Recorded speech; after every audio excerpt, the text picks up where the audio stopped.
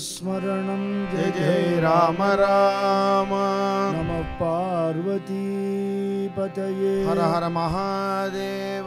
गोपिका जीवन स्मरणं गोविंद गोविंद। बोला पुंडलीक वरद हरि विठ्ठल। जगद्गुरु शंकराचार्य स्वामी की जय। सद्गुरु ज्ञानानंद गिरि भगवान की जय। समस्त साधु मंडल की जय। मावली ज्ञानेश्वर महाराज की जय। जगद्गुरु तुकाराम महाराज की जय। सर्व संतनों की जय। भारत माता की जय। पतित पावन दिव्य मधुर मधुर भगवन नाम की जय।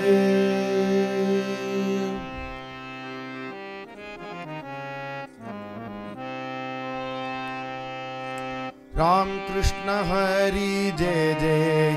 राम कृष्ण हरि।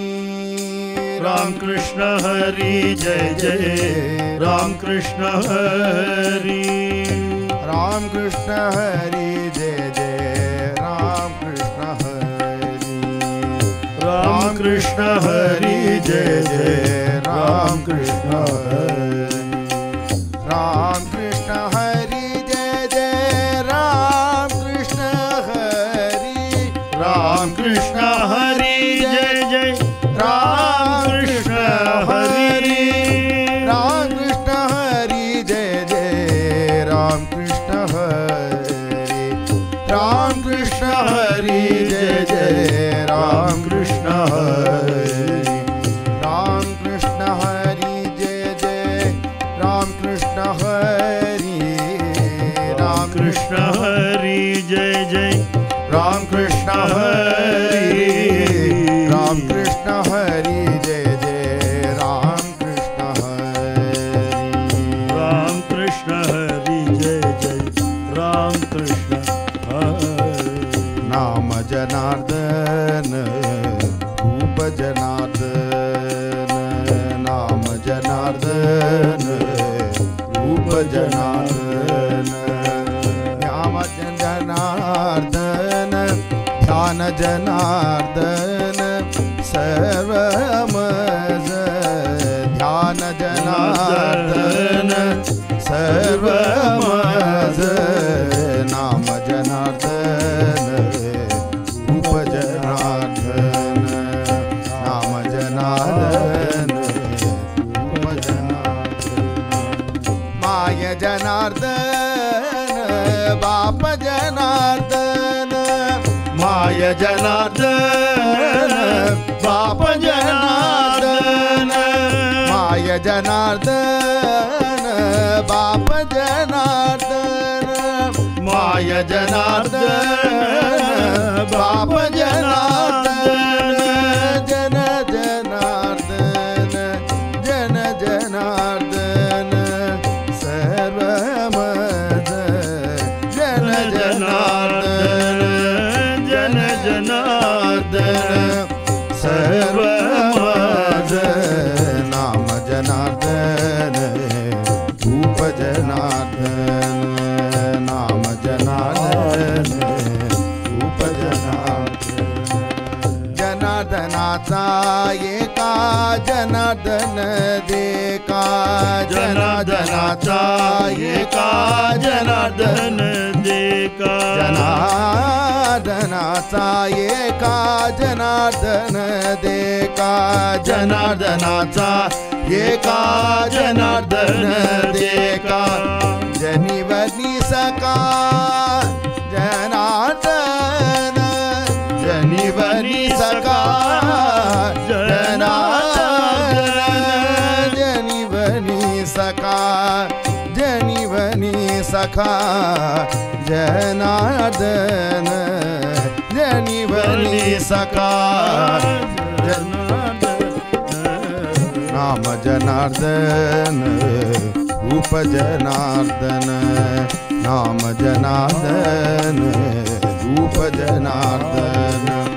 ध्यान जनार्दन ध्यान जनार्दन सर्वमज नाम जनार्दन रूप जनार्दन भानुदास एकनाथ भानुदास एकनाथ भानुदास एकनाथ भानुदास एकनाथ भानुदास एकनाथ भानुदास एकनाथ भानुदास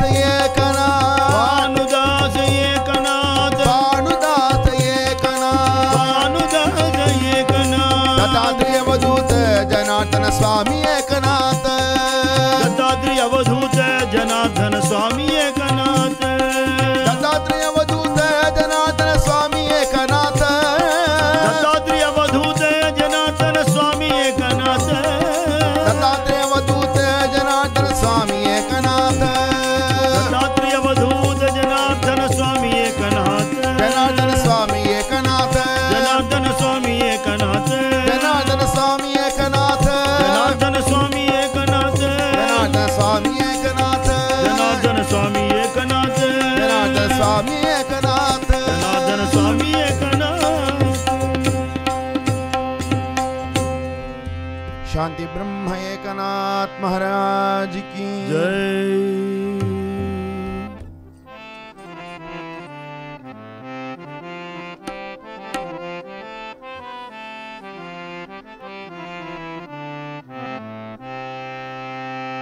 निरपेक्षं मुनिं शान्तं निरपेक्षं मुनिं शान्तं निर्वैरं समदर्शनम्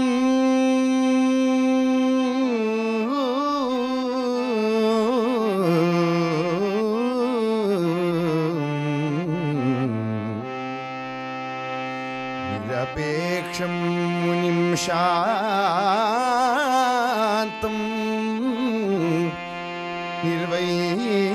निर्वैरं समदर्शनम्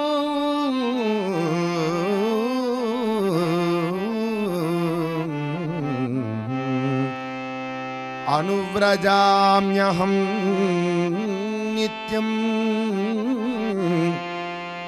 भूयेत् अंघ्रिरेणुभिः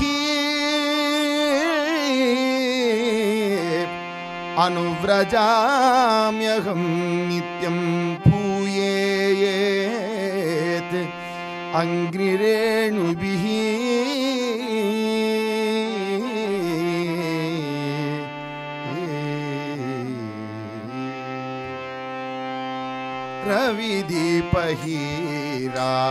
रविदीपहीरादाविति देखने रविदीपहीरादाविति देखने अदृश्य दर्शने संतांचेनी अदृश्य दर्शने संतांचेनी त्याचा महिमा काय वर्णुमी पामर त्याचा महिमा काय वर्णुमी पामर त्याचा महिमा काय वर्णुमी पामर नकळे तो साचार नकळे तो साचार ब्रह्माधिका त्याचा महिमा काय वर्णुमी पामर त्याचा महिमा काय वर्णुमी पामर त्याचा महिमा काय वर्णुमी पामर तापली चंदन निववितो कोडी तापली चंदन निववितो कोडी त्रिगुण तो काडी संत संग त्रिगुण तो काडी संत संग त्याचा महिमा काय वर्णुमी पामर त्याचा महिमा काय वर्णुमी पामर त्याचा महिमा काय वर्णुमी पाप पिंड पाड़ियला माया माय पाप पिंड पाड़ियला माया जन्म मरण जाय संत संग जन्म मरण जाय संत संग त्याचा महिमा काय वर्णुनी पामर त्याचा महिमा काय वर्णुनी पामर त्याचा महिमा काय वर्णुनी पामर संतांचे वचन भारी जन्म दुःख संतांचे वचन भारी जन्म दुःख मिष्टान ते भूक मिष्टान ते भूक निवारण मिष्टान ते भूक निवारण त्याचा महिमा काय वर्णुनी पामर त्याचा महिमा काय वर्णुनी पामर त्याचा महिमा काय वर्णुनी पामर तुका म्हणे जवळीन पाचारिता जावे तुका म्हणे जवळीन पाचारिता जावे तुका म्हणे जवळीन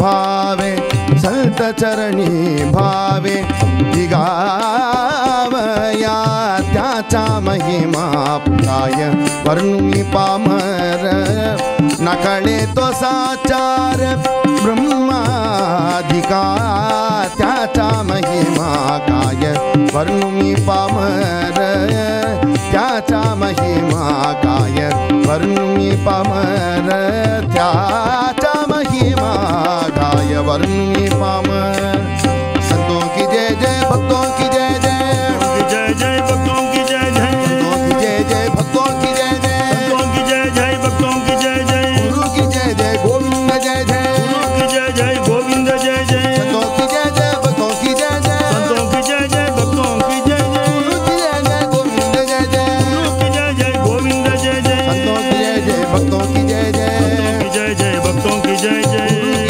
गोविंद जय जय गुरु की जय जय गोविंद जय जय संतों की जय जय भक्तों की जय जय भक्तों की जय जय गोविंद जय जय गुरु की जय जय सर्व संतनों जय। दक्षिणामूर्ति समारंभां शंकराचार्य मध्यमाम् अस्मदाचार्य पर्यन्तां वन्दे गुरु परंपराम् मंदस्मितमुकाम्बोजं महनीय गुणार्णवं मधुराभाषिणं शान्तं सर्वभूतदयापरं भक्तवात्सल्यजलधिं परमानन्दविग्रहं ज्ञानानन्दं प्रपन्नोऽस्मि निर्मलज्ञानसिद्धये।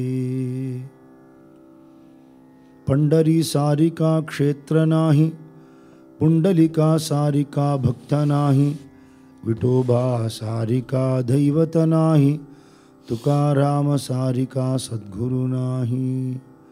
ज्ञानदेव समारंभां नामदेवादिमध्यमां तुकाराम पर्यन्तां वन्दे वार्करी शुभा।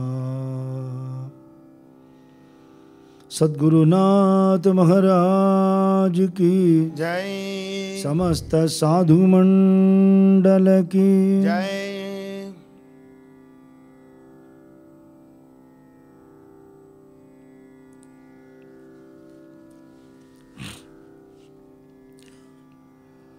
பகல்ல சூரிய வெளிச்சத்தில் எல்லா வஸ்துக்களையும் பார்க்க முடிகிறது. டார்ச்சோ வேறு லைட்டோ தேவைப்படாது. ராத்திரி ஆயிடுத்துன்னா அந்த காலத்தில் தீபம் தானே. இப்போ மின் விளக்கு, அந்த காலத்தில் எண்ணெய் விளக்கு. அதுக்கப்புறம் ராஜாக்கள் அரண்மனையெல்லாம் என்ன பண்ணுவாளாம், விதவிதமான ரத்தனங்களால் இழைச்சிருப்பாளாம் செவுரெல்லாம். அப்போ அந்த தீப வெளிச்சம் பட்டு இன்னும் பிரகாசமாக தெரியும். துக்காராம் மகாராஜ் சொல்கிறார், பகலில் சூரிய வெளிச்சத்தினால பார்த்து விடுறேன், சூரியன் இல்லாத போது தீபத்தினால ஒளி மிகுந்த கற்களால் பார்க்க முடியும். எதை பார்க்க முடியும்னா, உன் கண்ணால் எதை பார்க்க முடியுமோ அதை தான் பார்க்க முடியும். ரவி தீபஹீரா தாவிதி தேகணே. கண்ணுக்கு புலனாகாத வஸ்துவை எப்படி பார்ப்பேங்கிற. அதிருஷ்ய தர்சனே. இந்த ஊனக்கண்ணுன்னு சொல்லக்கூடிய இந்த கண்ணால், ஞான கண்ணால் தான் பார்க்க முடியும், ஊன கண்ணால் பார்க்க முடியாதுங்கிற வஸ்து இருக்கே, அதை எப்படி பார்ப்பேன்? பார்க்க முடியலேங்கிறதுக்காக கடவுள் இல்லைன்னு சொல்லிட்டு முட்டாளாக போறியாங்கிறார். பார்க்கறதுக்கு வழி இருக்கு. யார் மூலமானா அதிருஷ்ய தர்சனே சந்தாஞ்சேனி. சாதுக்கள் மகாத்மாக்கள் குருநாதாளால் நீ தெய்வத்தை பார்க்கலாம். ரெண்டு அர்த்தம் இருக்கு. ஒன்று, எல்லா தெய்வத்தையும் அவருக்குள்ள பார்க்கலாம். அவரோட கிருபையால் நீ உபாசனா மூர்த்தியை பார்க்கலாம்.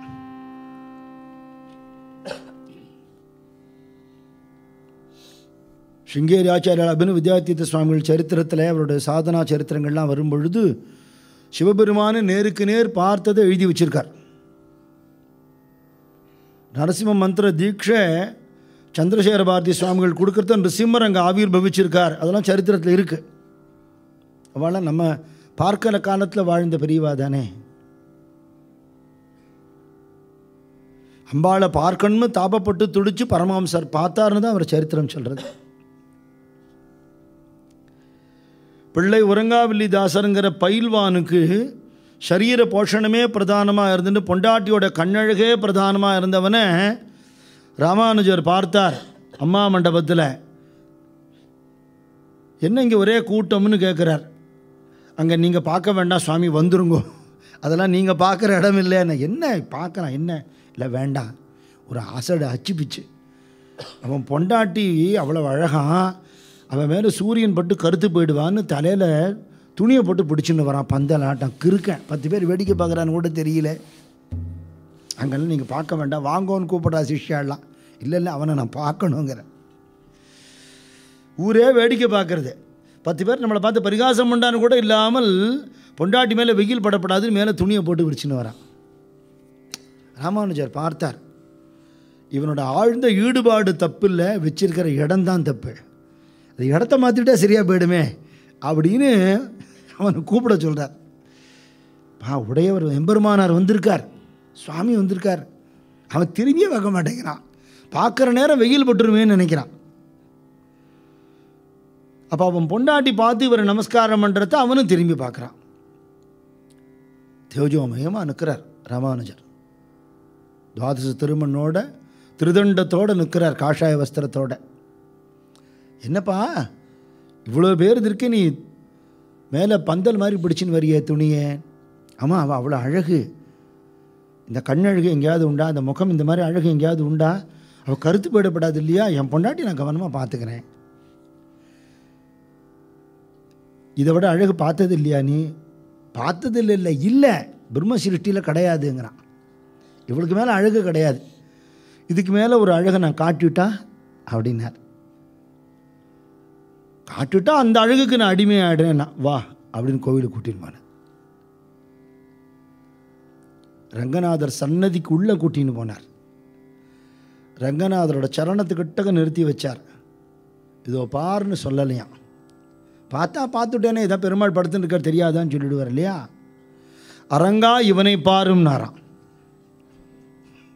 கண்ணை திறந்து பெருமாள் பார்த்துட்டார் அவரை, நேருக்கு நேர் வெலத்தி போயிட்டார் அவர். அதுக்கப்புறம் ராமானுஜருக்கு அடிமை ஆயிட்டார்னு சரித்திரம் சொல்கிறது. அப்படி யார் காட்டுவா? மயிலாப்பூரில் சாரதாதேவி அம்மா தீட்சை கொடுக்க வந்திருக்கா. தமிழ்நாட்டு ஜனங்கள் தீட்சை வாங்கிக்க போகிறா. அவளுக்கு பெங்காலி தெரியாது, அம்மாவுக்கு தமிழ் தெரியாது. யாராவது டிரான்ஸ்லேட்டர் வேணும்னா தீட்சை கொடுக்குறத குருக்கும் சிஷ்யாளுக்கு நடுவில் யாரும் இருக்கப்படாதுன்னுட்டா. இவா பேசுகிறது அம்மாவுக்கு புரிய போகிறதில்ல, அம்மா பேசுகிறது இவாளுக்கு புரிய போகிறதில்ல. அவள் வந்தால் நமஸ்காரம் பண்ணுறா. அவளோட இஷ்ட தெய்வம் எதுவோ அது இப்படி இப்படி காட்டுறா. அம்மா செவுத்தில் தெரியுறது. மந்திரத்தை தீட்சை கொடுக்குறா. யாரால் காட்ட முடியும் அப்படி? அங்காள பரமேஸ்வரி அடிமை வெங்கட்ராம சுவாமிகள்னு ஒருத்தர் உபன்யாசம் பண்ணார் வெள்ளீஸ்வரர் கோயிலில். ரொம்ப வருஷம் முன்னாடி நான் கேட்டேன்.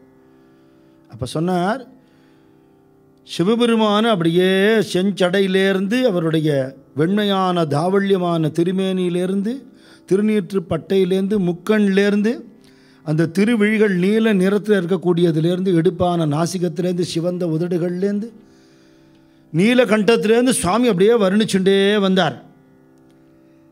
இது நான் நேர பார்த்தது. நான் சிவபெருமான நான் நேர பார்த்தேன். எங்கே பார்த்தேன் தெரியுமா? திருக்கோவிலூர் தபோவனத்தில் பார்த்தேன். சுவாமி ஃபோட்டோ வச்சுருந்தார், அப்படி காட்டினார். இவர் தான் எனக்கு நேருக்கு நேர் சிவனை காட்டினார்னு சொன்னார். நான் சும்மா அந்த பக்கமாக போனேன், கதையில் போய் உட்காந்து நம்ம சுவாமியை பற்றி சொல்ல போகிறது நமக்கு தெரியாது. மகான்களால் என்ன முடியாது? அதிருஷ்ய தேக்கணே संतांचे त्याचा महिमा காயவண்ணுமி பாமர. ஒரு பாமரன் நான் குருநாதாள் மகிமை ஆச்சாரிய புருஷாள் மகிமை நான் எப்படி சொல்லிடுவேன்? உலகத்தில் மனுஷன் 3 விதமான தாபங்களால் பீடிக்கப்படுறான். ஒன்று ஆத்தியாத்மிகம்னு சொல்லக்கூடிய தன்னுடைய கர்மாவனால தானே இழுத்து விட்டுண்ட உபதிரவங்கள். ஆதி தெய்வீகம்னு சொல்லக்கூடிய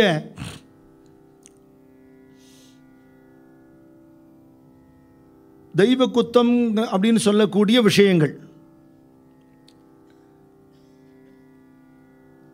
ஆதி பௌதிகம்னு சொல்லக்கூடிய இயற்கை உட்பாதங்கள்.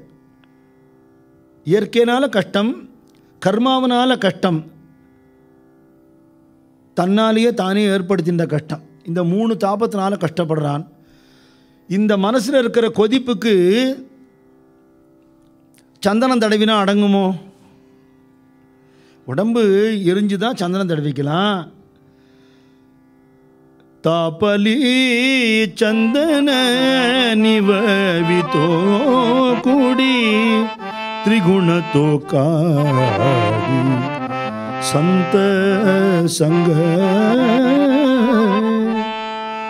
தமோகுணம், ரஜோகுணம், சத்துவகுணம், இந்த 3 குணங்களாலையுமே சிரமங்கள் உண்டு. இந்த 3 குணங்களையும் தாண்டினத்தான நிலைமையை கொடுத்து மனசை குளிர்விக்கிற தன்மை யாருக்கு உண்டு? சாதுக்களுக்கு தான் உண்டு. அந்த மகிமையை சொல்ல முடியுமா? தியாச்சா மகிமா காயவண்ணுமி பாமர. என்னால் முடியாதுன்னு மட்டும் இல்லை, நகளே தோ சாச்சார பிரம்மாதிகா. பிரம்மாதி தேவர்களால் கூட மகான்கள் பெருமையை சொல்லிட முடியாது. எல்லாருக்கும் மேற்பட்டவா குருநாதாள்லாம்.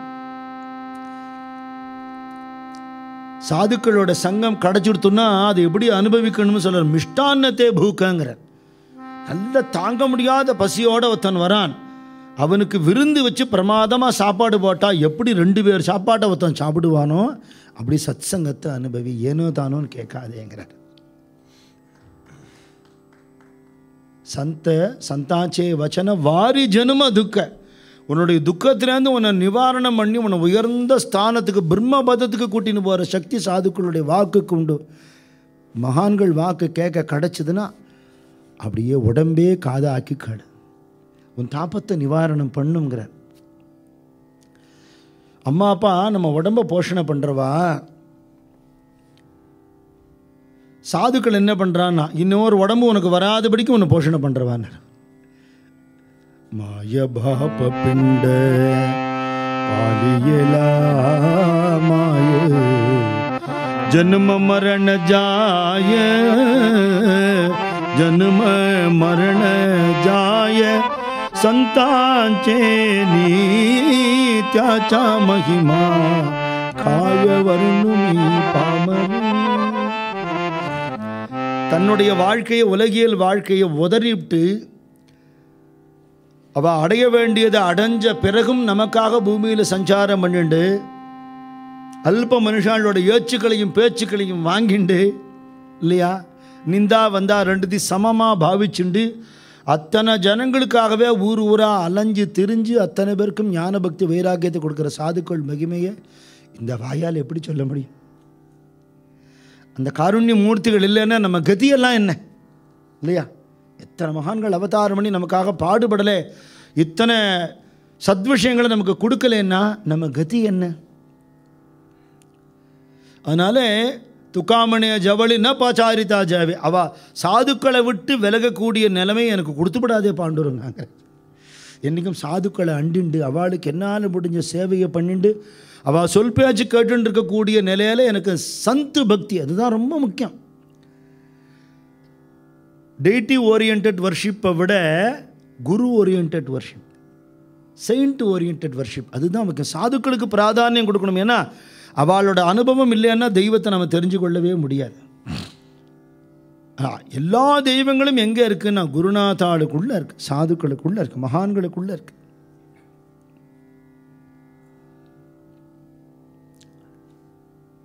அந்த சாதுக்களுக்குள்ள ஒருத்தர் தான் நமக்கு குருநாதராக அமைவார். நமக்கு குரு யாருன்னு நமக்கு தெரியாது. ஆனால் குரு இல்லாத வாழ்க்கை குருட்டு வாழ்க்கைன்னுட்டான். குரு இல்லாமல் நீ பகவானை அடையவே முடியாது. ஆஃப்டர் ஆல் ஒரு ஊருக்கு போகிறதுக்கு கூட அங்கே ஏற்கனவே போயிட்டு வந்து வாழ்க்கை ரூட்டு கேட்குறோம் இல்லையா?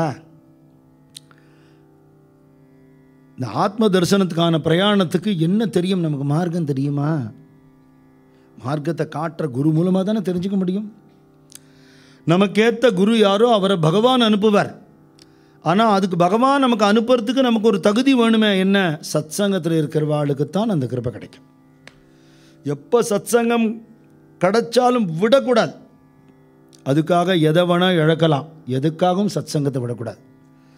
அதுக்கு ஒரு கெஸ்ட்டு வந்துவிட்டார், வர முடியலேன்னு ஒருத்தர் ஃபோன் பண்ணுறார். இந்த கெஸ்ட்டை கூட்டின்னு வாயான்னு சொன்னேன் நான் இல்லையா? கலிபுருஷன் தான் அப்படி அன்றைக்கி பார்த்து அனுப்புகிறான் கிளம்பணுங்கிறத. நான் சொல்கிறேன், ஆஃபீஸில் ஒரு மீட்டிங் வச்சுருக்கா, அன்றைக்கி கெஸ்ட்டு வந்தால் நீ என்ன பண்ணுவேன்? இல்லை நீ அட்டன் பண்ண வேண்டிய ஒரு கல்யாணமோ இல்லை ஏதோ ஒரு பார்ட்டியோ ஏதோ ஒரு கன்றாவி இருக்குது, என்ன பண்ணுவேன்? சாவியை கொடுத்துட்டு இருங்கோ, டிவி பார்த்துட்டு இருக்கோ, வந்துட்டேன்னு போயிட்டு வருவியா இல்லையா? சத்சங்கத்துக்கு ஏன் அந்த அலட்சிய பாவம் நமக்கு வருது? என்னப்பா இன்றைக்கி விட்டுவிட்டா நாளைக்கு கேட்டுக்கலாமே நினைக்கப்படாது. அன்றைக்கி ஒரு நாள் நமக்கு நஷ்டம். சத்சங்கம் கேட்காத தினம் நஷ்டம். ஒரு நாள் விடக்கூடாது. தன் ஜென்மாவையே அதுக்கு அர்ப்பணம் பண்ணணும்னு சாதுக்கள் சொல்கிறா. ஒரு நாளைக்கு செத்த நேரம் கூட கேட்கலன்னா என்ன பிரயோஜனம்? அன்னன்னைக்கு பண்ணின பாபங்கள் அன்னன்னைக்கு போய்டும் சத்சங்கத்தினால. அந்த பாக்கியத்தை விடக்கூடாது. அதனால் அந்த சத்சங்கத்துக்கு தொடர்ந்து யார் போகிறாளோ அவளுக்கு பகவான் குருவை அனுப்புகிறார். சரியாக சொல்லப்போனால் குரு ரூபத்தில் பகவான் வரார். தன்னை அடையிற மார்க்கத்தை தானே காட்டுறார் மனுஷ ரூபத்தில் வந்து. எல்லா சம்பிரதாயத்திலையுமே குரு வேறு தெய்வம் வேறு இல்லைன்னு தான் சொல்கிறார். அது சைவமோ வைஷ்ணவமோ சாக்தமோ ஸ்மார்த்த சம்பிரதாயமோ குரு இல்லாமல் எதுவுமே கிடையாது. சாட்சாத்து சிவபெருமானே பூமியில் ஆதிசங்கரா பிறந்தும் கூட இங்கேருந்து நர்மதா தீரத்துக்கு போனார் கோவிந்த பகவத்பாதரை பார்க்கறதுக்கு. தட்சிணாமூர்த்தி தானே ஆச்சாரியாலாக வந்திருக்கார். அவருக்கு எதுக்கு குரு அப்படின்னா இப்படி இருந்து காட்டணும்னு காட்டினான். ராமகிருஷ்ணாதி அவதாரங்கள்லையும் குரு உண்டு. ஞானசம்பந்த பெருமானுக்கு சிவபெருமானே அம்பாள் மூலமாக ஞான பால் கொடுத்து அவர் ஆட்கொண்டார் அப்படின்னு சைவம் சொல்கிறது. பாலை கொடுத்து ஆட்கொண்டார். நாவுக்கரசருக்கு அவள் அக்கா மூலமாக தான் பகவான்கிட்ட விட்டு போன ஈடுபாடு திருப்பி வருது. அப்போ அவருக்கு வயத்து வலியை கொடுத்து அக்கா மூலமாக அதை குணப்படுத்தி ஆட்கொண்டார். சூலை கொடுத்து ஆட்கொண்டாருங்கிறான். அவருக்கு பாலை கொடுத்து ஆட்கொண்டார், இவருக்கு சூலை கொடுத்து ஆட்கொண்டாருங்கிறான். சுந்தரமூர்த்தி சுவாமிக்கு சிவபெருமான் தானே வயோதிகராக வந்து தடுத்து ஆட்கொண்டார் ஒரு ஓலையை வச்சுண்டு. அதனால் இவருக்கு ஓலையை கொடுத்து ஆட்கொண்டாருங்கிற. மாணிக்க வாசகருக்கு சிவகுருவாக அவரே வந்து உபதேசம் பண்ணினார். அவருக்கு திருவடியை காட்டினார், காலே கொடுத்து ஆட்கொண்டாருங்கிறார். குரு தத்துவம் அவசியம் உண்டுன்னு காட்டுறதுக்காக. குரு வேறு இல்லை, தெய்வம் வேறு இல்லை. அதே நேரத்தில் அவரவர்கள் தாயார் தான் அவளுக்கு அம்மாங்கிற ஸ்தானத்தில் இருக்கிறவா. பாக்கி எல்லா பெண்களையும் மாத்ருஸ்வரூபமாக, தாய் குலம்னு சொல்லுவோமே அந்த மாதிரி நினைக்கலாமே தவிர எல்லாரையும் அம்மானு கூப்பிடலாம். ஆனால் அவள் அம்மா ஆகிட முடியாது. ஆனால் எல்லா மகான்கள்ட்டையும் மரியாதை இருக்கணும், நமஸ்காரம் பண்ணணும். நம்ம குருநாதர் தான் நமக்கு குரு, அவர் காட்டுற மார்க்கம் தான் நமக்கு மார்க்கம். ஆனால் வேறு மகான்கள்கிட்ட துவேஷ புத்தி வரவே கூடாது. ஏன்னா குரு சாட்சாத் பரபிரம்ம தஸ்மை ஸ்ரீ குருவே நமகான்னு சொல்லிட்டா, பரபிரம்மம் குருநாதர்னு சொன்ன பரபிரம்மம் இல்லாத இடம் எதுவுமே இல்லையே. இந்த பரபிரம்மம் எங்கும் தானே இருக்குது. உன்னோட குரு நீ சொல்கிறவர் யாரோ, நீ இன்னொரு ஆச்சாரியாவை தரிசனம் பண்ண போகிறேன்னா அந்த ஸ்தானத்துலேயும் உன் குரு தான் உட்காண்டிருக்கார். அந்த தெளிவு உனக்கு இல்லைன்னா உன் குருவையே நீ கேவலப்படுத்துகிற, குரு தத்துவத்தையே கேவலப்படுத்துகிற. நம்ம சம்பிரதாயத்தில் பிராதானியம் குரு உபாசனைக்கு கொடுத்துருக்கு. விவேகானந்த சுவாமி சொல்கிறார், கண்ணால் பார்க்காத எத்தனையோ தெய்வங்களை நம்பிக்கை பேரில் வழிபடுறியே, சந்தோஷம் இல்லைங்கிற. கண்ணால் பார்க்கிற குருவை ஏன் விட்டுட்டேங்கிற. கண்ணுக்கு நேர தெரியக்கூடிய பிரத்யக்ஷ தெய்வம் உன் குருநாதர் தானே. அந்த குரு கிருப்பை இருந்தால் தானே சூக்ஷ்மமாக இருக்கிற தெய்வத்தை நீ பார்க்க முடியும். அப்படி மனுஷ ரூபத்தில் இருக்காருன்னு அலட்சியமாக நினச்சிட்டேன்னா உனக்கு தானே நஷ்டங்கிற. நமக்காகவே குருமகராஜ் அவதாரம் பண்ணினாருங்கிற ராமகிருஷ்ண பரமஹம்சரை. அவர்கிட்ட தேடாத தெய்வத்தை எங்கே போய் தேட போகிறேங்கிற.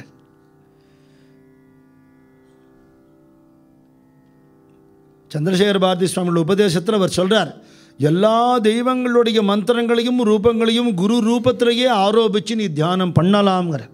தனித்தனியாக உபாசனை தேவையில்லைங்கிற. கணபதியிலேருந்து ஆஞ்சநேயர் வரல எந்த தெய்வமோ என்ன மந்திரமோ அவ்வளவும் அங்கே செலுத்த முடியும். அத்தனைக்கும் பலன் உண்டுங்கிறதுனால தெய்வமெல்லாம் எனக்கு தேவானி ஒருவனே நம்ம சுவாமியை பற்றி பாடுறது. இன்னைக்கு தினம் எப்பேற்பட்ட தினம்னா குரு உபாசகர் சாந்தி பிரம்ம ஏகநாத் மகாராஜுடைய ஜலசமாதி தினம். இன்றைக்கி ஏகநாத் சஷ்டி. பைட்டனில் போனால் லட்சோப லட்சம் ஜனங்கள் இன்றைக்கி ஏகநாத் மகாராஜுடைய அந்த கிரகத்தில் போய் தரிசனம் பண்ணுவாள். அவருடைய கொள்ளு தாத்தா பானுதாசர் காலத்திலேருந்து அந்த பரம்பரை இருந்துட்டுருக்கு. அவர் பிரதிஷ்டை பண்ணின பாண்டுரங்கன் கோவில் இருக்குது. எந்த வீட்டில் பகவான் பாண்டுரங்கன் கண்டியா கிருஷ்ணங்கிற பேரில் 12 வருஷ காலம் எடுபடி வேலைக்காரனாக இருந்தானோ ஏகநாதருக்கு, குருவுக்கு அவர் பண்ணின சேவைக்கு கடன் நான் அடைக்கிறேன்னு வந்தான் சுவாமி. ஒரு 12 வருஷம் வீட்டு வாசலில் கேட் கீப்பராக இருந்தான், காவல்காரனாக. 12 வருஷம் பஜனையில் ஜால்ரா போடுறவனாக இருந்தான். கடன் அடைக்க முடியலையா. அடுத்த 12 வருஷம் எடுபடி வேலைக்காரனாக கோதாவரியிலேருந்து ஜலம் சேந்தி கொடுக்கறது, புஷ்பம் பறிச்சுட்டு வர்றது, சந்தனம் அரைக்கிறது, சுவாமி நிவேதனத்துக்கு அங்கே அன்னதானம் நடந்துகிட்டே இருக்கும் அவர் வீட்டில். நித்திய அன்னதானம். அதுக்கெல்லாம் சமையல் பண்ணுறது, நிவேதனத்துக்கு சமைக்கிறது, அன்னதானத்துக்கு சமைக்கிறது. இவர் பூஜை சாமான்கள்லாம் எடுத்து வைக்கிறது. பூஜை முடிஞ்ச உடனே அவர் சாப்பிட உட்கார்றத அவருக்கு பக்கத்தில் இருந்து விசிறுறது, கதை சொல்லும்போது கதைக்கு வேணுங்கிறதெல்லாம் எடுத்து வைக்கிறது. இப்படி இவன் தூங்கிறதுங்கிறது ஒன்று உண்டோன்னு தெரியாத அளவுக்கு அப்படி சேவை பண்ணியிருக்கான் பகவானே. 12 வருஷ காலம் இருந்த பிறகு பகவான் சொன்னானா, என்னால் கடன் அடைக்க முடியல ஏகநாதனோட. குருவுக்கு நீ பண்ணின 12 வருஷ கைங்கரியத்துக்கு 36 வருஷம் என்னால் அடைக்க முடியலன்னுட்டாலாம். குரு சேவை அப்பேற்பட்டது இல்லையா. குரு சேவாச்சா சங்கல்ப ஹேச்சி மாஜே பூர்ண தப்பங்கிறார். குரு சேவை பண்ணுறது இருக்கட்டும், குரு சேவை பண்ணணும்னு நினச்சுட்டான். குருநாதருக்காக எதையும் விட்டு கொடுக்கணும், எதுக்காகவும் குரு சேவை விட்டு கொடுக்கக்கூடாது. லௌகிக விஷயங்கள்லாம் வந்துன்னு போயிட்டு தான் இருக்கும் அலை மாதிரி. குரு கைங்கரியம் கிடைக்குமா? அப்படி தன் வாழ்க்கையை குருநாதருக்கு அர்ப்பணம் பண்ணினார். சின்ன குழந்தையா 12 வயசில் நம்ம சத்குருநாதர் தன் குருவை சிவரத்னகிரி சுவாமிகளை தேடிண்டு மங்களூர்லேருந்து பண்டரிபுரம் போனது மாதிரி பைட்டன்லேருந்து கிளம்பி அவர் இருக்கக்கூடிய தேவகிரிக்கு போனார். ராவும் பகலும் சேவை பண்ணினார். இப்படி கைங்கரியம் பண்ணுறானே இந்த குழந்தை. ஏன்பா உனக்கு என்ன வேணும்? எங்கிட்ட வந்தவாள்லாம் வேதங்கத்துக்கு வருவா, சாஸ்திரங்கத்துக்கு வருவா, புராணங்கத்துக்கு வருவா, உபனிஷத் கற்றுக்க வருவா, சண்டை கூட நான் சொல்லித் தருவேன், சண்டை கற்றுக்க வருவா, பிரவச்சனம் பண்ண கற்றுக்க வருவா, மந்திர சித்தி உண்டுங்கிறதுனால அதுக்கு வருவா, ஜோதிஷங்கத்துக்கு வருவா. உனக்கு என்ன வேணும்? குரு சேவை வேணும். இதுதான் பண்ணிட்டு இருக்கியப்பா, அதுக்கு நான் ஏதாவது வரம் தர வேண்டாமா? இது விட்டு போகாமல் இருக்கிற வரத்தை கொடுங்க. இந்த குழந்தை என்னை கடனாளி ஆக்கிடுவான் போல இருக்கே. அவருக்கு தத்தாத்திரேயரை தரிசனம் பண்ணி வச்சார். மும்மூர்த்தி ஸ்வரூபமான தத்தாத்திரேயரை தரிசனம் பண்ணி வச்சார். தரிசனம் ஆயிடுத்து. தரிசனம் பண்ணியா ஏகநாத்? பண்ணேன். யாரோ ஒருத்தர் சாதாரண ஆளை நீ பார்க்கல, கண்ணால் பார்க்க முடியாத சாட்சாத் தத்தாத்திரேய மூர்த்தியை பார்த்துருக்கே. சரி, என்ன சாதாரணமாக சொல்றியே? அவர் சொல்கிறார், நீங்கள் சொல்கிற சுவாமியெல்லாம் வந்து காட்சி கொடுத்துட்டு மறைஞ்சு போய்ட்றா, என்னுடைய உபாசன மூர்த்தி எதிர்க்கையே இருக்குன்னு. பிரத்யக்ஷ தெய்வம் குருநாதர் தானே. ஆனால் அவரோட பாவம் என்ன? அம்மா அப்பா சின்ன வயசுலே காலமாயிட்டா, தாத்தா பாட்டி தான் அம்மா அப்பாவா வளர்த்தா.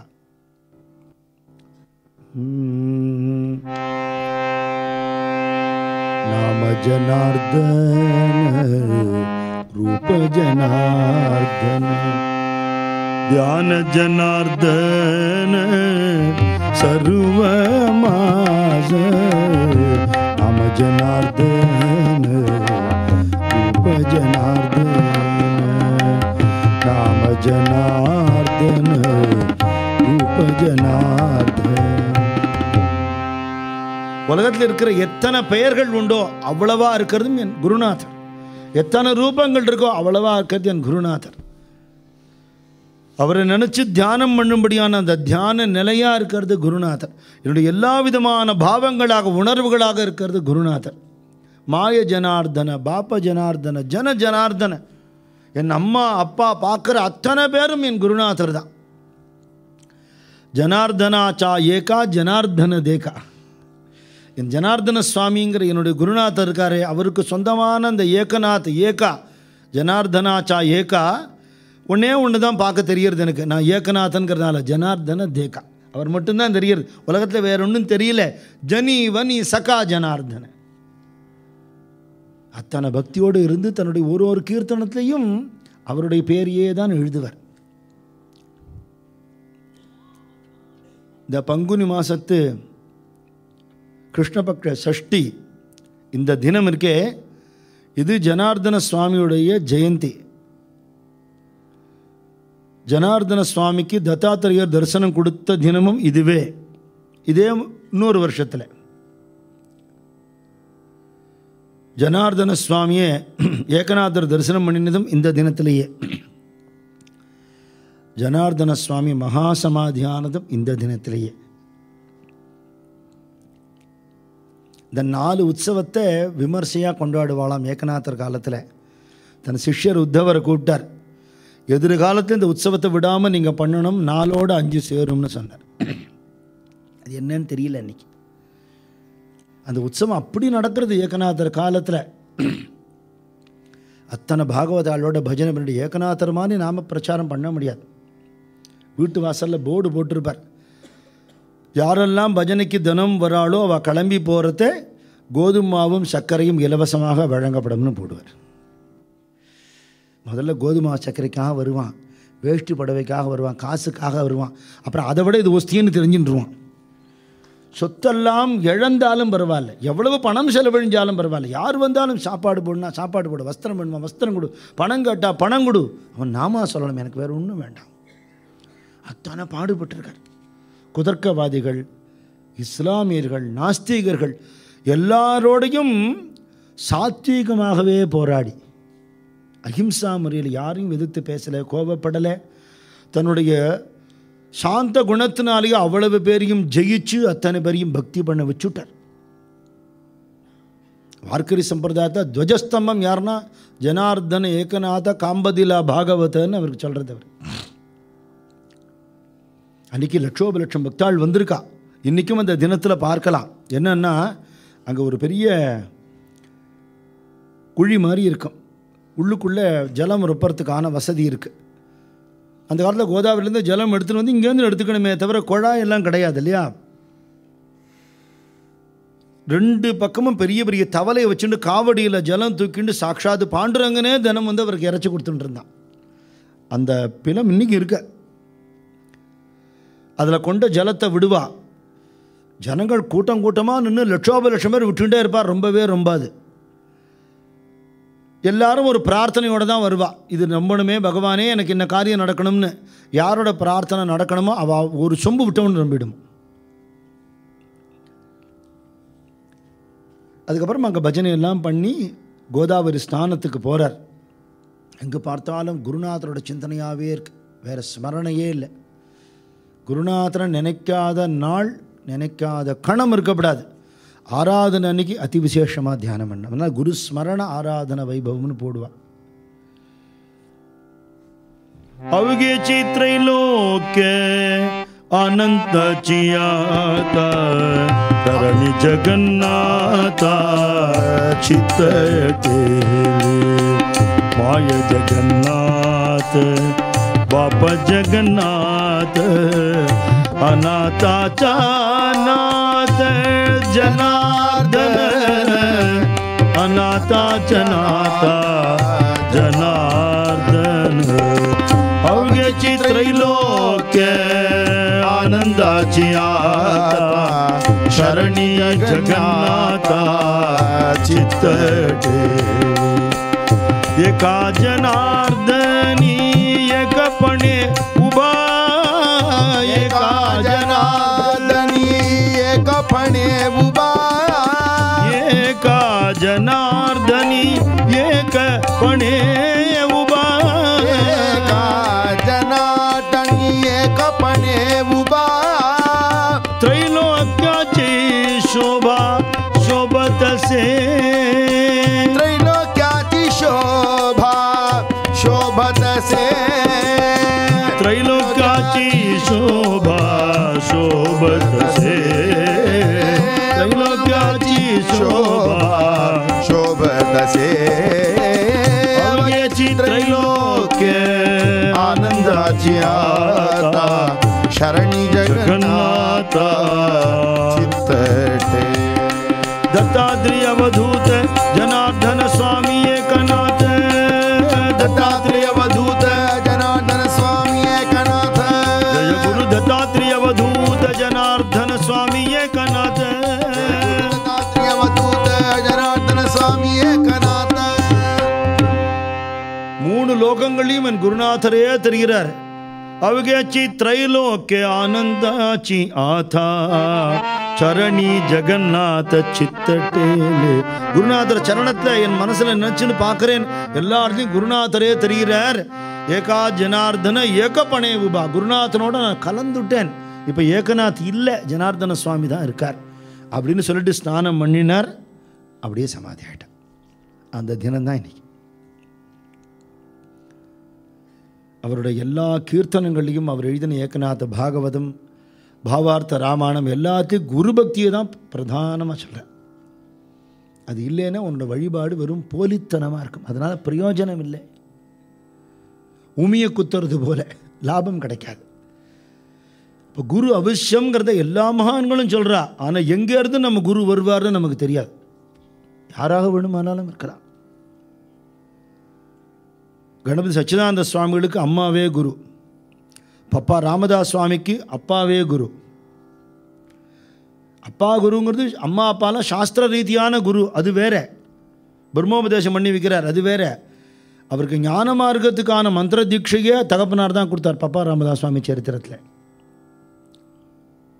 நிவர்த்தி ஞானதேவ சோபான் முக்தபாய் வா சரித்திரத்தில் அண்ணா தம்பி தங்கைகளே ஒருத்தருக்கொத்தர் குரு சிஷ்யாலாம் ஆயிட்டா.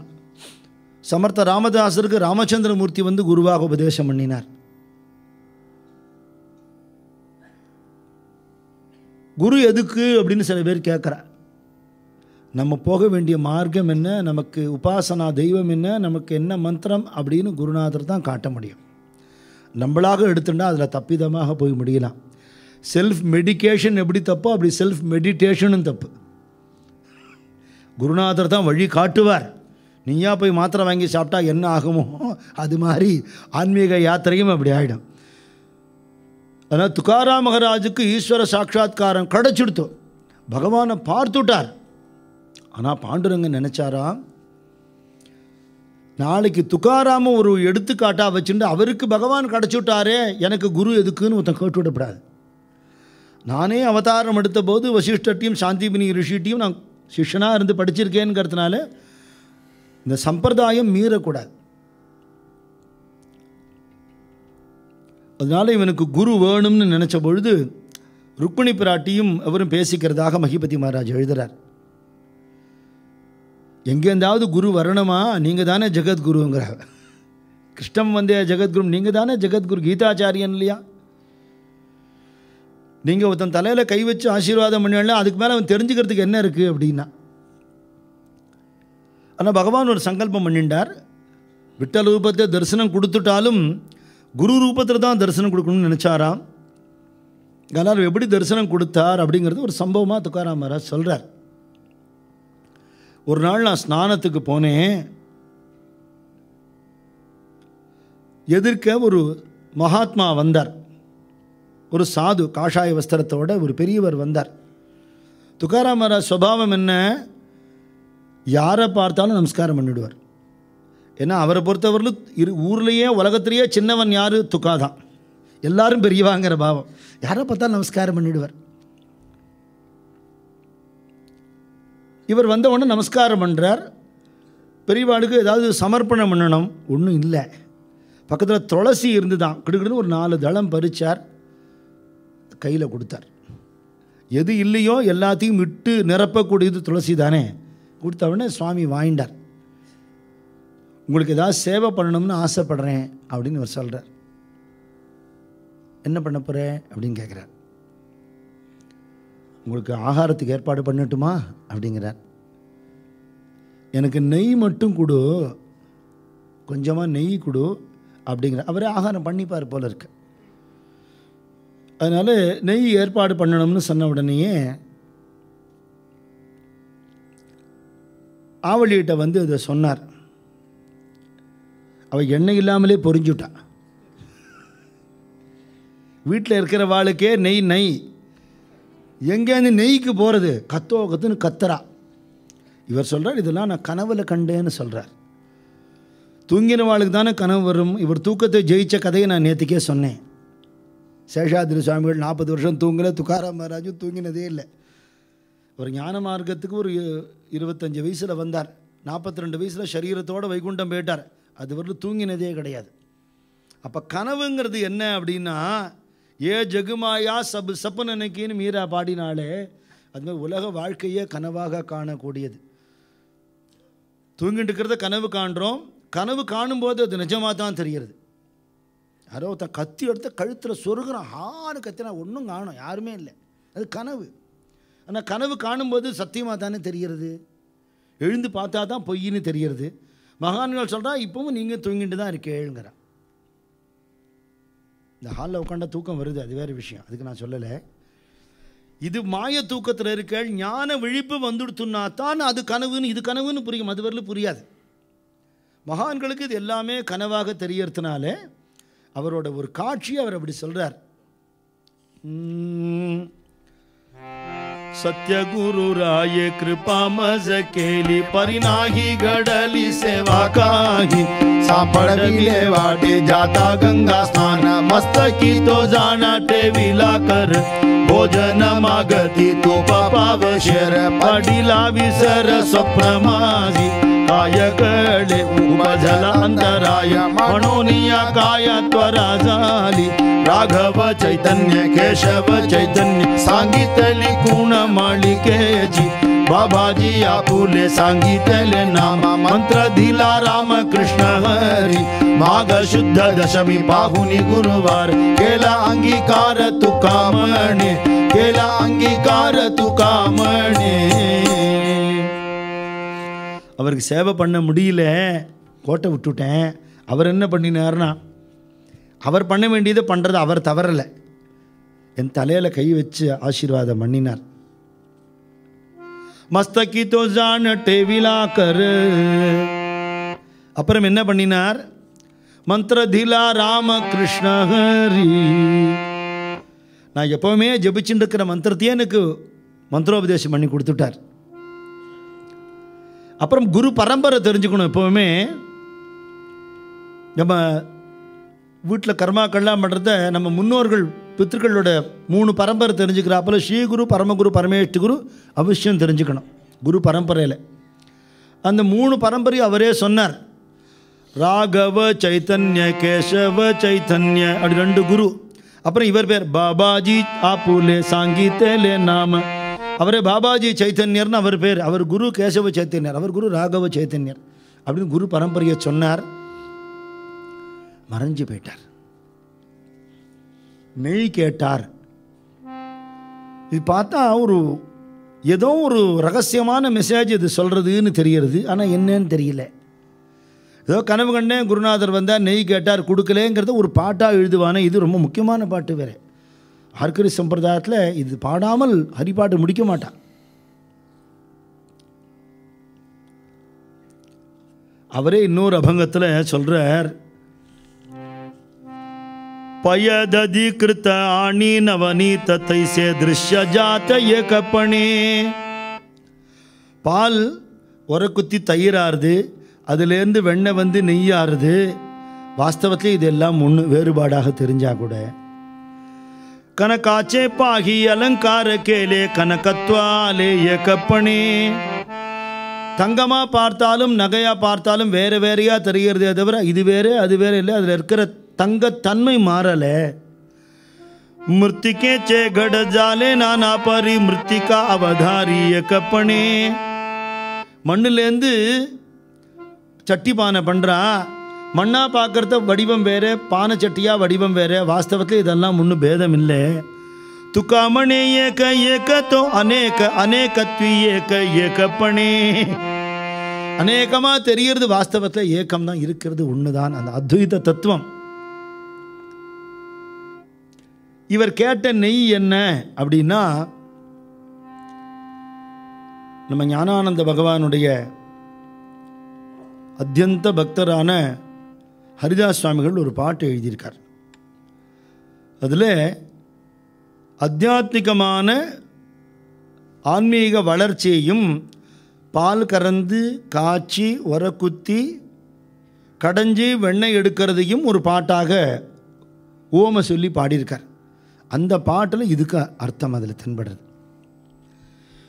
உலகமெல்லாம் அவநம்பிக்கை இல்லாதவா பகவானை பார்க்க முடியலையேங்கிறா. பக்தாள்லாம் பகவான் இருக்கார், ஆனால் தரிசனம் கிடைக்கலேங்கிறா. இவர் சொல்கிறார், இங்கே தப்போவனத்தில் ஒரு காவி துண்டை கட்டின்னு சுற்றின்னு இருக்கே, வேற எங்கே தேட போகிறோம் அதுங்கிற. வேதத்துக்கு வேதம் எப்போ வந்ததுன்னு யாருக்கும் தெரியாது. அபௌருஷேயம், அனாதியானது. அது மாதிரி இதுவும் அனாதி வஸ்து தானேங்கிறார். அப்படி ஆரம்பித்து அந்த அத்தியாத்மிக வைபவத்தை சொல்கிறார். இறைவன் எங்கே இருக்கின்றான், அவன் இப்பொழுது என்ன செய்கின்றான். மறைகள் தோன்றியது அப்போது, இந்த மாயவன் தோன்றியது எப்போதோ. இறைவன் எங்கே இருக்கின்றான். பாலுக்குள் வெண்ணெய் இருப்பது போலே பரமன் பரவி இருப்பதனாலே, இந்த பாலுக்குள் வெண்ணெய் கிடைக்கும் வழி தன்னை பரமனும் செய்வது என்னாளோ. இறைவன் எங்கே இருக்கின்றான். இரு கரத்தால் பால் கறப்பது போலே இருவினை மாறி மாறி தொடர்ந்ததுவே. எடுத்த ஜன்மம் பால் போலானாலும் எங்கிருந்தோ சூடு பிடித்ததுவே. சூடாரின பால் தன்னிலே சுவானுபவ மோரூற்றி சொகுசாக உறைவதும் என்னாளோ. உறைந்த பால் தயிராகி உரித்தவருடன் சேர ஊக்கமுடன் கடைவது என்னாளோ. கடைந்தால் அல்லவோ கண்ணன் வருவான், வந்தால் அல்லவோ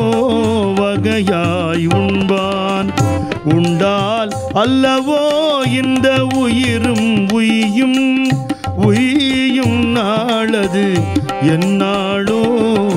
கோகுலத்தில் கோபிகைகள் கொண்ட தாபம் போதாதென்று கோபாலனே இன்னும் ஏதும் பாக்கியும் உண்டோ. பாக்கி உண்டானால் ஏதேனும் பகர்ந்து விடு. காத்து நின்று பரிதவிக்கும் எந்த நாவல் புரியவில்லையோ. புரியாதது போல் நடிப்பதிலே உனக்கு இணை யார் உலகில். புவனம் எல்லாம் அறியும் முந்தன் கபட நாடகம். நாடகத்தால் நானும் உன்னை நாடச் செய்து நாணச் செய்தாய் நாராயணா ஞானானந்தா. நாட்டம் கொண்டே நேற்றுக்கொள்வாய் இறைவன் இங்கே இருக்கின்றார்.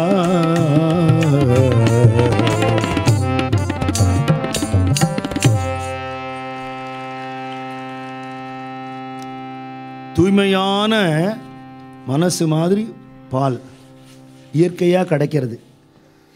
ஆனால் மனசு சத்சங்க நாட்டம் இல்லாமல், ஞான சாதனை இல்லாமல், பக்தி மார்க்கம் இல்லாமல் திரிஞ்சு கெட்டு போகிற மாதிரி காய்ச்சல் என்ன பால் கெட்டு போயிடும். அந்த காய்ச்சல் தான் பகவான் கொடுக்குற பலவிதமான அனுபவங்கள். சுப்பு ஆறுமுகம்னு பெரிய வில்லுப்பாட்டு கலைஞர் இல்லையா, காஞ்சிபுரத்துக்கு ஒரு தினம் வந்திருந்தார். அந்த ஊரில் எது நடந்தாலும் பெரியவாளை தரிசனம் பண்ணிட்டு போவார். பெரியவாட்ட சொன்னால் நீங்கள் வில்லுப்பாட்டு இருக்கு, டே இந்த நெய் கதை சொல்லுவியாடா. பெரியவாளுக்கு ரொம்ப பிடிக்கும். சரி சொல்கிறேன் அப்படின்னு சொல்லிட்டு அது என்னன்னு சொல்கிறார். என்னன்னா, பால் நினைக்கிறதான், தேமேன்னு மாட்டு மடியில் இருந்தேன், என்ன யாரோ ஒருத்த கறந்து கொண்டு போய் ஒரு வீட்டில் பாத்திரத்தில் ஊற்றினான். அப்போவும் எனக்கு சிரமம் தெரியல, செத்த கழிச்சு அடுப்பில் வச்சுட்டா. என்ன சூடு தாங்க முடியல, வேதனை தாங்காமல் பொங்கி பொங்கி வந்தேன். அப்புறம் அடுப்பை அணைச்சுட்டா. இந்த வேதனை இதோடு முடிஞ்சுதான் நினைக்கிறத புளிப்பாக எதையோ கொண்ட மேலே விட்டா. பிடிக்கவே இல்லை, எனக்கு பிடிக்கலான்னு நினச்சிட்டு இருந்தேனே, அதுவாகவே நானே ஆயிட்டேன். அதுக்கப்புறம் அதோடு விட்டாளான்னா ஒரு மத்தை போட்டு கடன்னு கடைகிற வலி தாங்க முடியல. அதுக்கப்புறம் உருண்டு திரண்டு வெண்ணையானே என்னை திரட்டி ஜலத்தில் போட்டா. ஜலத்தோடு கலக்காமல் நான் நானாக இருந்தேன். இதோட கஷ்டம் முடிஞ்சுதான்னு நினச்சேன். அதுக்கப்புறமும் இருப்பச்சட்டியில் போட்டு என்னை காய்ச்சினா ஐயா. அதுக்கப்புறம் நான் நெய்யாக போயிட்டேன். அதுக்கப்புறம் கஷ்டம் இல்லை. பாலாக இருந்தபோது எனக்கு இருந்த விலையை விட நெய்யாக இருந்தபோது எனக்கு மதிப்பு ஜாஸ்தியாகிடுச்சு. அந்த கஷ்டத்துக்கு காரணம் தெரிஞ்சதுன்னு. அந்த நெய் வேற, துக்காராம் மகாராஜில் அவர் குரு கேட்ட நெய் வேற. இது நடுவில் நினைவு வந்ததுனால சொல்கிறேன்.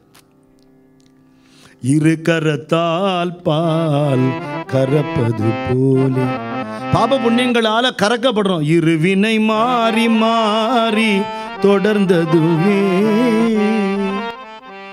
எடுத்த ஜென்மம் பால் போலானாலும் எங்கிருந்தோ சூடு பிடித்ததுவே. வாழ்க்கையில் பலவிதமான தாபங்கள் கஷ்டங்களுக்கு உள்ளாகிறோம். பகவான் நம்மளை கஷ்டப்படுத்தல, நம்மளை அப்கிரேடு பண்ணுறார். பாலை காய்ச்சறது போல் நம்மளை பகவான் பலவித அனுபவங்களை கொடுத்து காய்ச்சறார். அதை நம்மளை மேன்மைப்படுத்துறதுக்கு தானே. யோகி ராம் சுரத்குமார் சுவாமி சொல்லுவார், எது நேர்ந்தாலும் சந்தோஷமாக எடுத்துக்கோ, கஷ்டம் நினைக்காதே. அந்த நேரத்துக்கு உனக்கு எது தேவையோ அதை பகவான் கொடுக்குறார். பகவான் தப்பு பண்ண மாட்டாருங்கிறார். அப்புறம் தான் தெரியும் அது நமக்கு நல்லதுங்கிறது. தெரியாது இல்லையா? அப்போது இந்த ஹோம்ஒர்க்கை நீ முடிச்சு தான் ஆகணும்னு அம்மா சொல்கிறது, அம்மாவை வில்லியாக தான் குழந்தைகள் பார்க்கும். குழந்தைகளை திருத்துறதுக்கு தானே பண்ணுறாவா, இஷ்டத்துக்கு விளையாட விட முடியாதே. அதுகள் படித்தாகணுமே, மேலுக்கு வந்தாகணுமே. அப்படி இந்த சிரமங்கள் வருது. அப்புறம் என்ன, வாழ்க்கையில் இருக்கிற கொதிப்பெல்லாம் அடங்கி எப்போ அடங்கும்? சத்சங்கத்துக்கு வந்தால் அடங்கும். திருவிழா அங்கங்கே சுற்றின்னு இருந்து நம்மளை டென்ஷன் ஆக்கிறதுக்கு எவ்வளோ விஷயங்கள் வெளியில் இருக்குது. அதில் நம்மளே போய் வலுவிக்க பிரவேசம் பண்ணி எந்த நியூஸை பார்த்து என்ன தெரிஞ்சுன்னு என்ன பண்ண போகிறோம்? எவன் நம்ம சொன்னால் கேட்க போகிறான்? இருக்கிற இடத்துலேருந்து பிரார்த்தனை பண்ணி நாட்டையே திருத்தி விடலாம். இருக்கிற இடத்துலேருந்து பிரார்த்தனை பண்ணி இந்த தேசத்துக்கு ஒரு ஆன்மீக மலர்ச்சி உண்டாகணும், தெய்வீக தாமரை மலரணும்.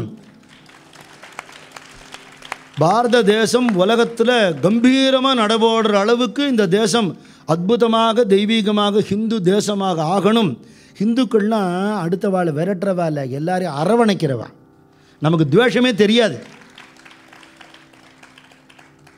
ஜீசஸ் கிரைஸ்டை மட்டும் கும்பிட்றவன் கிறிஸ்டியன், முகமது நபி சொன்ன மார்க்கத்தில் அல்லாவை மட்டும் கும்பிட்றவன் முஸ்லீம், புத்தரை மட்டும் கும்பிட்றவன் புத்திஸ்ட், மகாவீரரை மட்டும் கும்பிட்றவன் ஜெயின், எல்லாரையும் பகவத் ஸ்வரூபமாக நினைக்கிறவன் யாரோ அவன்தான் ஹிந்து. நமக்கு ஏது துவேஷம்?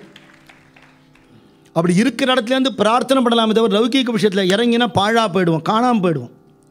அப்போ அந்த தாபம் சத்சங்கத்தை வந்து அடங்கிறது. அடங்கின உடனே பகவான் என்ன பண்ணுறார்? குரு அனுப்புகிறார். அந்த குருவோட உபதேசம்தான் கொஞ்சோண்டு தயிரை கொண்டு விடுறாளே. சூடாரின பால் தண்ணிலே சுவானுபவ மோரூற்றி. அந்த உபதேசம் கிடைச்ச உடனே அப்படியே நிஷ்ட சொகுசாக உறைவதும் என்னாளோ, உறைந்த பால் தயிராகி உரித்தவருடன் சேர. அப்படி நிஷ்டால இருக்கிற அந்த பக்தன் நினைக்கிறான், குருநாதரோட உபதேசம் உள்ள போய் நம்மளை மாத்துறது, கண்ணனுக்கான வெண்ணையாக நான் தயாராகணும்னு நினைக்கிறேன். உரித்தவருடன் சேர. குருநாதர் உபதேசம் பண்ணுறதோடு நிறுத்த மாட்டார், ஞான சாதனையில் ஈடுபடுத்துவார், குரு சேவையில் ஈடுபடுத்துவார்,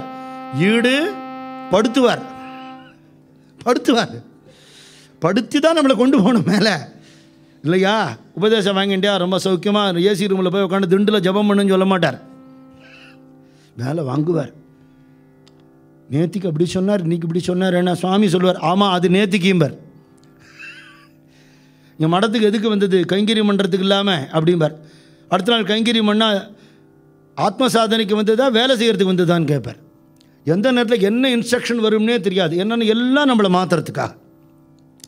ஜலத்தில் இருக்கக்கூடிய கல் ஜலம் மேலே பட்டு பட்டு பட்டு பட்டு பாலிஷ் ஆகி கூழாங்கல் ஆகிடுறது மாதிரி குருநாதனுடைய சேவையில் ஈடுபட்டு தான் மேன்மை அடைய முடியும்.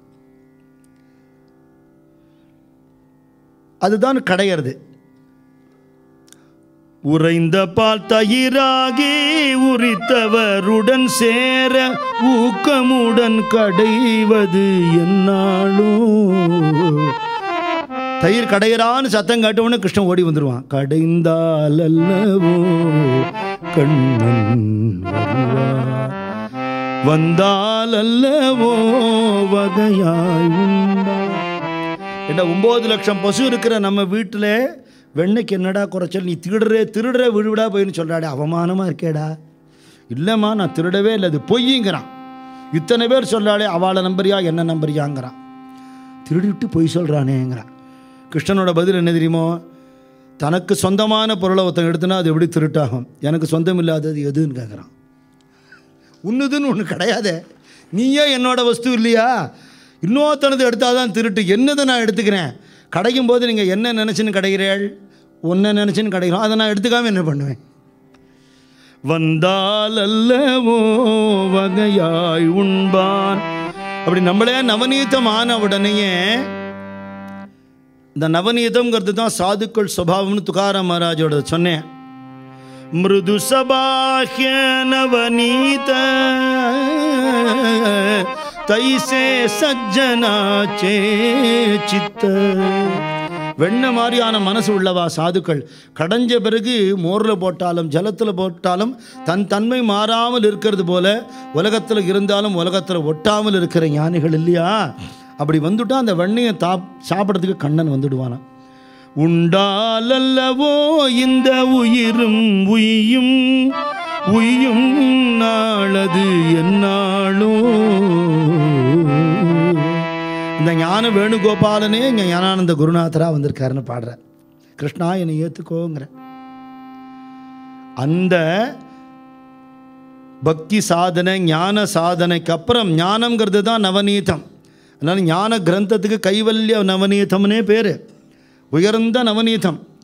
அந்த நவநீதத்தையும் காய்ச்சின பிறகு ஞானம் அடைஞ்ச பிறகும் பகவத் பக்தி பண்ணக்கூடிய பராபக்திங்கிற ஞானோத்தர பக்தி தான் அந்த நெய். அதைத்தான் துகாராம் மகாராஜிட்ட அவர் குரு கேட்குறார். நான் கொடுத்த மந்திரத்தை ஜபம் பண்ணு, நிஷ்டையில் இரு, அதுவாகவே நீ ஆயிடு, ஞானமயமாக ஆனப்புறமும் பக்தி பண்ணி அந்த நெய்யை எனக்கு கொடுன்னு கேட்டாராம். இதுதான் துக்காராம் மகாராஜோடைய அந்த அபங்கத்தோட சாரம். அவர் ஏற்கனவே ஜபம் பண்ணிட்டு இருந்த மந்திரத்தையே கொடுத்ததுனால ஜபிக்கிறது ரொம்ப சுலபமாக போயிடுத்தவருக்கு. ஒரு வைஷ்ணவ பெரியவர் ஒருத்தர்கிட்ட சொன்னார், தப்போவனத்தை ஒருத்தரும் தங்கியிருந்தோம். என் பாரியால் சொன்னால், சுவாமிகிட்ட பாதுகை கேளுங்கோ, பாதுகை ஆற்றுல வச்சு பூஜை பண்ணுறதுக்கு ரொம்ப பாக்கியம் கிடைக்கும், சுவாமிகிட்ட கேளுங்கோன்னு. இவர் அப்படி தயங்கிண்டே சாமி ரூமுக்கு போகிறார். 2 காரணம். கேட்குறதுக்கு பயமாக இருக்குது, பாதுகை வந்துட்டால் ஒழுங்காக பூஜை பண்ண முடியுமான்னு ஒரு தயக்கம். 2வது என்ன, நம்ம வைஷ்ணவ சம்பிரதாயத்தில் இருக்கோம், ஞானானந்த சுவாமிகள் மகான் ஒரு பெரிய குருநாதர்னு ஏற்றுட்டு இருக்கோம். ஆனால் நம்ம சம்பிரதாயம் வேறு, நமக்கு சமாஸ்ரயணம் வேறு ஆகிடுத்து, ஜீயர் மூலமாக உபதேசம் ஆகிடுத்து. இப்படி கேட்க சொல்கிறாளே, ஆனால் மாமியை மீற முடியாது. அதனால் மாமியை சொன்ன உடனே சுவாமிகிட்ட போய் கேட்குறத, சுவாமி சட்டுன்னு மேலே பாதுகை இருக்குது எடுத்து கொடுன்னு சொல்லிட்டார். காலில் போட்டுன்னு சத்த நடந்துட்டு எடுத்துக்க சொல்லிட்டார். இவர் வந்துட்டார், பாதுகை கிடச்சிடுத்து அப்படின்னா சந்தோஷமாக. மந்திரோபதேசம் வேண்டியலன்னா, அது நீ சொல்லவே இல்லையே, ரொம்ப ஸ்ட்ரிக்ட் ஒபீடியன்ஸை சொல்லவே இல்லையே. பாதுகை கொடுத்தா மந்திரம் வாங்கிக்க வேண்டாமா, போய் சுவாமியை கேளுங்கண்ணா, இது தயக்கமாக இருக்குமா, பரவாயில்ல கேளுங்க. அங்கே போனால் ரூமில் இல்லை, தபோவனத்தில் இப்படி சுற்றின்னு இருப்பார். எங்கேயாவது கட்டட வேலை நடந்தால் அங்கே போய் செங்கல்லாம் எடுத்து கொடுப்பார், சமையலில் போய் பார்வையிடுவார், குழந்தைகளோட விளையாடுவார், பக்தாளோட பேசின்னு இருப்பார். ஆனந்த சாகரம் தானே அது. சாமி இப்படி போயிட்டு இருக்கார், அவர் பின்னாடியே மெதுவாக நடந்து போகிறார். எப்படி கேட்குறது மந்திரோபதேசம்? ஒருவேளை கேட்டுட்டு ஓம் நம சிவாயான்னு சொல்லிட்டா என்ன பண்ணுறது, சரவண பவான்னு சொல்லிட்டா என்ன பண்ணுறது, ஓம் சக்தின்னு சொல்லிட்டா என்ன பண்ணுறது? ஜபிக்காமல் இருக்க முடியாது, ஜபிக்கவும் முடியாது, தயக்கம். மெதுவாக போகிறார். சாமி இப்படி திரும்பி பார்த்தார், என்ன மந்திரோபதேசமா அப்படின்னார். ஆமான்னார். நான் புதுசாக என்ன சொல்ல போகிறேன், உங்கள் ஜீயர் சொன்னால் தான் ஓம் நமோ நாராயணான்னு விட்டார் சுவாமி. அப்படி ஏற்கனவே ஜபிச்சுட்டு இருந்த மந்திரத்தையே அவருக்கு கொடுத்தார் பாபாஜி சைத்தன்யருங்கிற மகான். ஆனால் சைத்தன்ய மகாபிரபுவோட சம்பிரதாயம் வேறு, துக்காராம் மகாராஜோட சம்பிரதாயம் வேறு. சைத்தன்யங்கிற பேர் இருக்கிறதுனால சில பேர் அது குழப்பிக்கிறது உண்டு. சைத்தன்ய சம்பிரதாயத்தில் ராகவ சைத்தன்ய கேசவ சைத்தன்யங்கிற பேரில் யாருமே இல்லை. அவரோட காலம் வேறு, இவரோட காலம் வேறு. காலம் வேறு இருந்தாலும் குரு வரப்படாதுங்கிறது இல்லை. நரசிம்ம சுவாமிஜி ஷிரடி பாபாவை பார்த்ததே இல்லை. ரமண பகவான் கூட சேஷாதிரி சுவாமிகள் கூடவே இருந்து பழகியிருக்கார். சேஷாதிரி சுவாமிகளை பலதரம் தரிசனம் எடுக்கார், ரமண பகவான் கூடவே இருந்திருக்கார். ஆனால் அவள்கிட்ட மரியாதை இருந்ததே தவிர குருன்னு ஏற்றுக்கிறதுக்கு மனசு வரல. ரமண பகவான்கிட்ட கேட்டபோது சொன்னார், உங்களுக்கு இங்கே எல்லாம் குரு மேலே வடக்கில் போங்கன்னுட்டார். அப்புறம் அப்படி சஞ்சாரம் பண்ணுறது ஷிரடிக்கு வந்தார். பாபா சித்தி ஆகிட்டார். பார்க்காத பாபா தான் குருன்னு மனசில் பட்டுடுத்து. அதுக்கப்புறம் பாபா தரிசனம் கொடுத்தார். சித்தியான மகான்கள் தரிசனம் கொடுக்கக்கூடாதுன்னு எந்த சட்டமும் இல்லை. ஏன்னா இந்த சரீரங்கிற கூட்டுக்கு அப்பாற்பட்டவாங்கிறதுனால எப்போ வேணால் தரிசனம் கொடுக்கலாம். எந்த மகானும் நம்ம கும்பிட்டாலும் அவர் தரிசனம் கொடுப்பார். ஸ்ரத்தா பக்தி இருந்தால் போகிறோம், வேறு ஒன்றும் வேண்டாம். அதுக்கப்புறம் இன்றைக்கி நம்ம பார்க்குற மயிலாப்பூர் ஷிரடி பாபா கோவில் அவர் கட்டினது தான். அவரும் பெங்களூர் ராதாகிருஷ்ண சுவாமிஜியும் தான் பட்டி தொட்டியெல்லாம் ஷிரடி பாபாவை பரப்பினான். இன்றைக்கி எங்கே பார்த்தாலும் பாபா கோவில் இருக்குன்னா இந்த மாதிரி மகாபுருஷாளுடைய பிரச்சாரம் காரணம். குருநாதர் கிருப்பையால் நாம் நன்னா இருக்கோமா, அந்த குருவை பிரச்சாரம் பண்ண வேண்டியது சிஷ்யனோட கடமை. குருநாதனை பற்றி சொல்ல வேண்டியது கடமை. உள்ள சரித்திரமே நிறைய இருக்குது, இட்டுக்கட்டவே வேண்டாம், உள்ளதை உள்ளபடி சொன்னாலே போகிறோம். இதில் கம்பேரிசனும் வரப்படாது. என் குரு உஸ்தி ஓம் குரு உஸ்தின்னு வரவே விடாது, மகா பாவம். நிறைய குரு இல்லை, இருக்கிறது ஒரே குரு, ஏக ஜனார்தன, ஒரே குருநாதர் தான். நமக்கு கும்பிட்றதுக்காக ஒரு நாம ரூபத்தில் வராளே தவிர நமக்கு உபதேசம் பண்ணின குருவை வழிபடணும், அந்த சம்பிரதாயத்தை எடுத்துக்கணும். மற்ற சம்பிரதாயத்தையோ மற்ற ரூபத்தையோ நிந்திக்கப்படாது. துக்காராம் மகாராஜ் அத்வைத சம்பிரதாயத்தை சேர்ந்தவர். சம்பிரதாயத்துக்கு மூலகுரு ஆதிசங்கர் பகவத்பாதாள் தான். ஞானேஸ்வர் மாவுலி அந்த மார்க்கத்தை தான் காட்டினார். அந்த மார்க்கத்தை தான் இவாளும் அனுசரிச்சிருக்காங்கிறதுனால பண்டரிபுரத்தில் இன்றைக்கும் அங்கே பூஜை பண்ணுறவாள் பாண்டுரங்க பக்தாளெல்லாம் மகா வைஷ்ணவாள்னு சொல்கிறா. ஆனால் பகவானை அத்வைத சுரூபமாக தான் பார்க்குற இவாள்லாம் அத்வைதிகளாக தான் இருக்கா. பாண்டுரங்கனுக்கு மேலேயே ஒரு வச்சனம் எழுதியிருக்கோம். பண்டரிபுரத்தில் போனேன்னா கர்ப்ப கிரகத்தில் கவனமாக பார்க்கணும், அப்படி இப்படி திருப்பினா வெள்ளை பிடிச்சி தள்ளிடுவான். சுவாமிக்கு மேலே அப்படி தேவநாகரி லிபியில் எழுதியிருக்கும், உகவிலே பிம்ப அத்வைத ஸ்வயம்ப நாமஹே சுலப விட்டல ராஜான்னு எழுதியிருக்கும். எது அத்வைத ஸ்வயம்பு ஸ்வரூபமோ இந்த ஸ்வரூபத்தில் இந்த விக்கிரகத்தில் தன்னைத்தானே காட்டிக்கிறது. உகவிலே பிம்ப யார் அவர்? அத்வைத ஸ்வயம்ப பரபிரம்மம். அப்போ அதை அடையிறதுக்கான சாதனம் என்ன? கஷ்டமே படாத நாம ஹே சுலப. விட்டலன்னு சொல்லிட்டியா உங்கள்கிட்ட வந்தாச்சு சுவாமின்னு. அந்த விட்டல ராஜா அப்படின்னு போட்டிருக்கோம். இந்த சம்பிரதாயம் தான் அவள் கடைப்பிடிச்சுன்னு இருக்கா. இந்த குரு உபதேசம் கிடைத்த பிறகு ஆனந்தமாக ஜபம் பண்ண ஆரம்பித்தார். நம்மளா ஒரு காரியம் பண்ணுறதுக்கும் லைசன்ஸ் வாங்கிட்டு பண்ணுறதுக்கும் இருக்கிற வித்தியாசம் தான் குரு உபதேசத்துக்கும் சாதாரணமாக ஜபம் பண்ணுறதுக்கும். நமக்கு தெரிஞ்ச மந்திரமாகவே தான் இது இருக்கும். ராமாவோ கிருஷ்ணாவோ சம்போ மகாதேவோ எது வேணால் இருக்கலாம். நமக்கு உகந்த மந்திரத்தை குரு கொடுப்பார். கிருஷ்ணபிரேமி சுவாமிகளுடைய சரித்திரத்தில் சிவபிரகாச ஆனந்தகிரி சுவாமிகள்ங்கிறவர் அவருக்கு மந்திர தீட்சை கொடுக்குறார். மன்னிக்கணும், சிவபிரகாச ஆனந்தகிரி சுவாமிகளோட சரித்திரத்தை அண்ணா தன் சரித்திரத்தில் சொல்லியிருக்கார். அதில் அவருக்கு குருவாக கேவல்ராம் யோகீஸ்வரர் அவருக்கு தீட்சை கொடுக்குறார். இவர் மாத்வர், கிருஷ்ண பக்தர். மந்திர தீட்சை கேட்டால் காளி மந்திரம் கொடுத்துட்டார்.